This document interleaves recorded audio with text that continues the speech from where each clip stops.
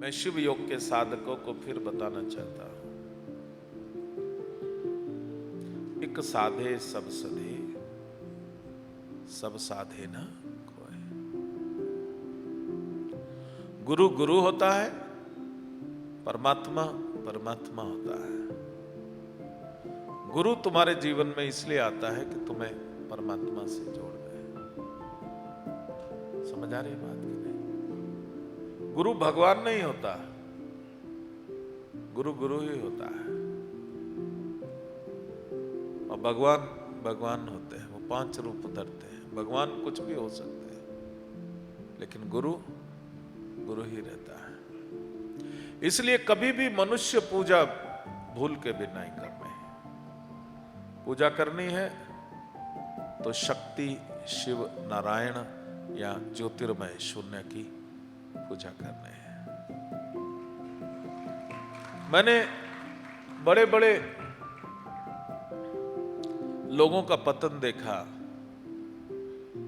उन्होंने जीवन अच्छा जिया, साधनाएं अच्छी करी, और एक अवस्था तक पहुंचने के बाद उन्होंने कहा मेरी पूजा करो।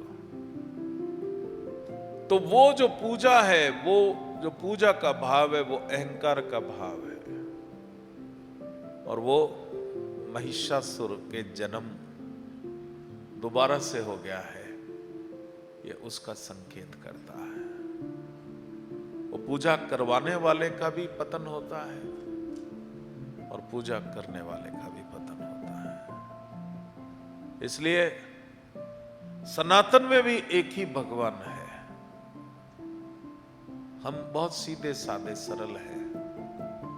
हम सभी को वो 33 करोड़ जो है, वो हर पत्ती, हर पत्थर, हर नदी, हर नाला, हर जीव, हम उसमें देवता देखते हैं तो उनको हम देवता कह देते हैं। लेकिन हमारा भगवान भी जो है, वो ज्योतिर्मय लिंग और वो श्री चक्र शक्ति रूप, इसी में ही नारायण, हरिहर, ये सब समाये है। इसलिए पूजा करनी, प्राप्त होना, इच्छा करने की मुझे उसको प्राप्त हूं, वो परमात्मा को ही प्राप्त होना। गुरु का धन्यवाद किया जाता है। इसीलिए यदि गहरे जाओगे साधना में तो गुरु की पादुका पूजन होती है। गुरु की पादुका पूजन होती है और ध्यान भगवान पे किया जाता है। पादुका पूजन इसलिए होती है कि जिस मार्ग पर, जिस रास्ते पे तुम चले हो, अब उस रास्ते पर मैं तुम्हारे पीछे पीछे चलना चाहता हूं और तुम्हारे इस मार्ग को मैं नमन करता हूं।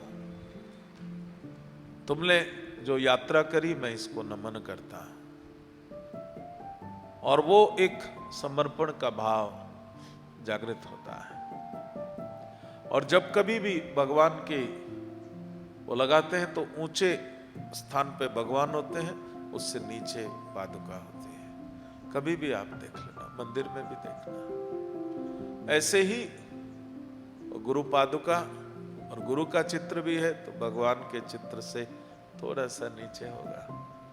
बगल में नहीं सटा देना उसको, क्योंकि वो ब्रिज है, वो माध्यम है, वो नाव है जिसमें बैठ करके तुम परमात्मा को, शिवत्व को, उस अनंत को, उस ज्योति को प्राप्त